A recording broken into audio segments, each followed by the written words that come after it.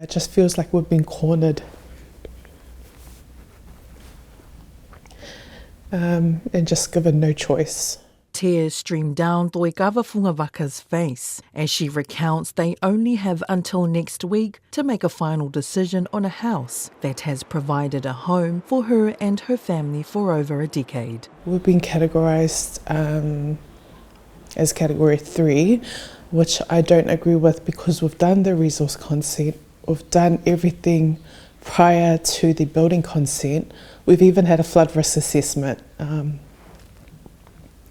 done prior to this, which was low medium risk. So how does that report differ from what they've provided us? Since the floods, she's seen a significant change with the new Te Ararata stream projects that include regular cleaning checks. That's really helped. There have been floods since the Auckland anniversary and we haven't been affected since. Front house is flooded, now we're in a back house, the house that we've been talking about, renovating. For Daisy Taufo'au and her family, it was D-Day on Tuesday. They've made the tough decision to sell a home that has been in their family for almost half a century. They felt it was the only option, yet questions linger in Daisy's mind. We've had numerous conversations with council and they're saying, well, what do you want us to say? Or what do you want us to do? But it's like, you've got to give us the answers that we're looking for. What else are people doing? Because we don't want to just uproot our families. Where can we go? It's kind of feeling a little bit displaced as well.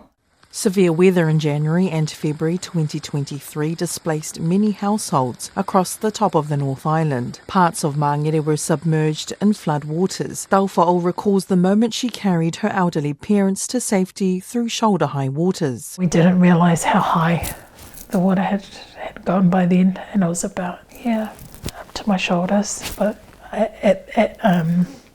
outside on our driveway, lucky we know our house to a T, so we knew to stay close to the edges, but it was kind of thinking about what was through that water.